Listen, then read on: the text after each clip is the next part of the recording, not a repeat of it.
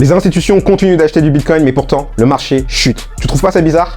Bouge pas, je t'explique tout en 1 minute. D'abord, il faut comprendre que les investisseurs institutionnels jouent en stratège.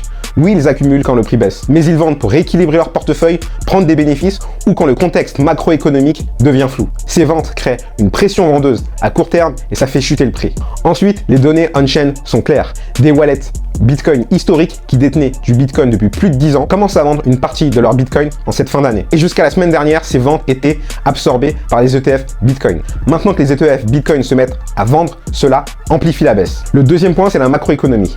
La fermeture du gouvernement américain a bloqué la publication de nombreuses données économiques. La probabilité d'une baisse des taux de la Fed est récemment passée sous les 50% sur Polymarket. Mais rien ne remet en cause ma vision du Bitcoin sur le long terme. Je reste très optimiste pour 2026. Pourquoi? À cause d'une nouvelle direction qui arrive à la tête de la Fed, d'une politique monétaire plus accommodante et d'un plan de financement majeur pour réindustrialiser les États-Unis, qui injectera plus de liquidités dans le système et qui profitera au marché et aussi aux actifs dits risqués comme le Bitcoin. Si tu veux vraiment comprendre ce qui se passe derrière les mouvements de prix du Bitcoin et des cryptos, like, commente et abonne-toi. On continue d'analyser ça ensemble.